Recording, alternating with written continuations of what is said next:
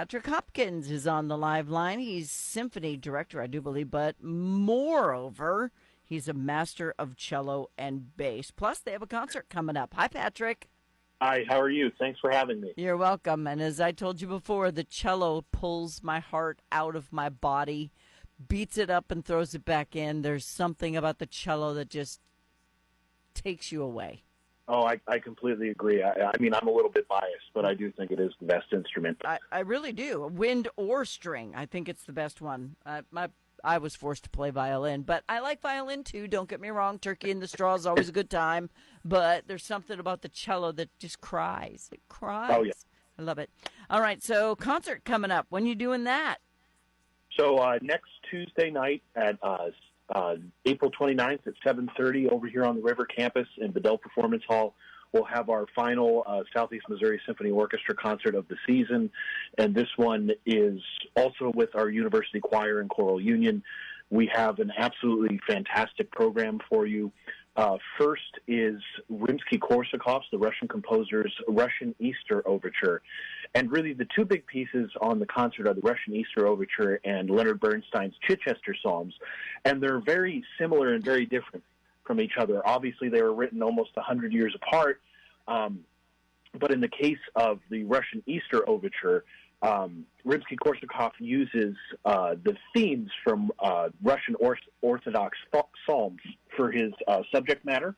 Mm-hmm. In Bernstein's Chichester Psalms, instead of using the actual melodies, he uses the text instead. So they're quite similar in that sense. Also on the program is Mozart's beautiful clarinet concerto featuring our SEMO faculty member, Dr. Gabriele Buffoni. And we'll close the concert out with a performance of a relatively new piece by Jake Runestad called Proud Music of the Storm. It was commissioned in 2017 by the Dallas Symphony, and it is, again, similar to the Chichester Psalms. It's also a piece of praise music, but it also uses the exact same instrumentation as the Chichester Psalms. So there's definitely has to be some influence there. So it's a very, different and similar program in a lot of ways, and I think everyone who comes will enjoy it. It's an oxymoron, and I think the fact that you could say Chichester so easily is kind of impressive. But Buffoni should have to play the bassoon. I don't know what's going on with that choice of instrument, but with a name like that, you should have had to play the bassoon. So, how long is this concert?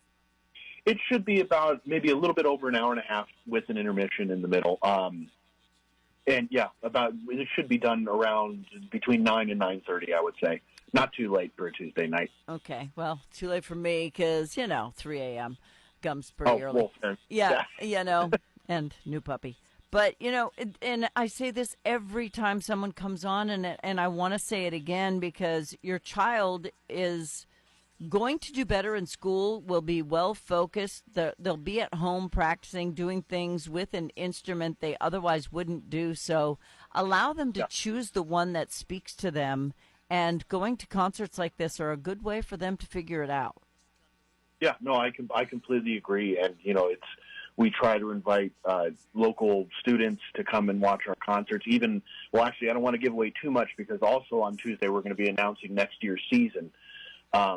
But next December, we're going to have a performance where I think we have maybe 4 schools signed on, and their string students are going to come play with us in the December 2025 concert. That's so cool. That'll be exciting. So, but I don't want to give away too much. Well, You got to come to the concert and find out about next year's season. So cool. When I was a kid and we were in orchestra, we had so many schools in the city I was from that we would all congregate in the equivalent of the Show Me Center. And we would all play a giant orchestral performance for the entire city, and that's one of the highlights of my life. That's fantastic. Well, that's what we're trying to do here, and try to get as many string students on stage with us. So hopefully, hopefully there won't be much room on stage. Let's just say that. Yeah. Well, I was first chair, so there's that. Oh, well, there you go. All right, yeah. Patrick Hopkins is the symphony director, master of cello and bass, and this concert is going to be a little bit of everything between Bernstein and Chichester. And, though they are similar, they are very not alike. And it's a weird way to put them together, but it's going to fit. It's going to work out.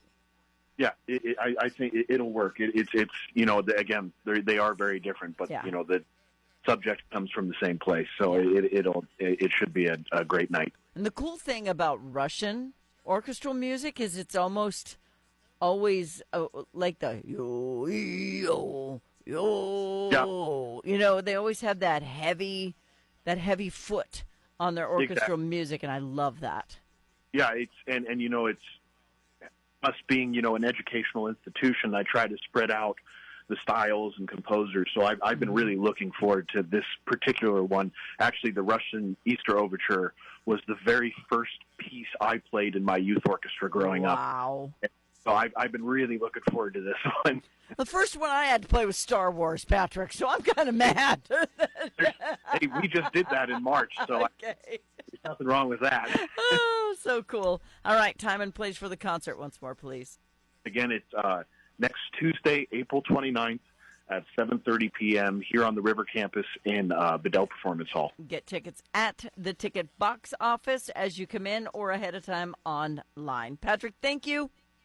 Thank you very much for having me. You're welcome. Bye-bye.